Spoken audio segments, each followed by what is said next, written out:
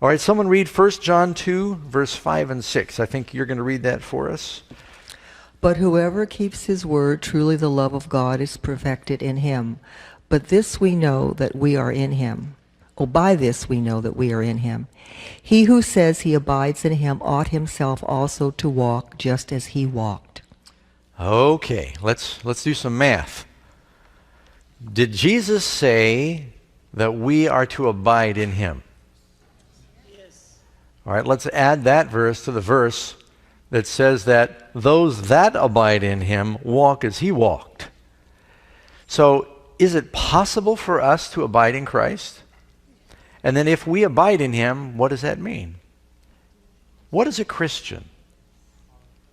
You mean we're supposed to really try to live like Jesus? Long hair, robe, sandals, the whole thing? Now, that's not the part it's talking about. It's talking about behaving like Christ. A Christian is not just forgiven. Yet that mindset has permeated a lot of Christians in North America. The Christians simply accept the grace and forgiveness, and then you are saved, and they forget the important part that is the evidence of a life of sanctification, where you walk. Walk means, from the time you get out of bed and your feet hit the ground. You walk as he walked. I think we ought to pray over our shoes every day so that they'll walk as Jesus walked. You know what I'm saying? And really live out the life of Christ. How do we do that? It's in Galatians there.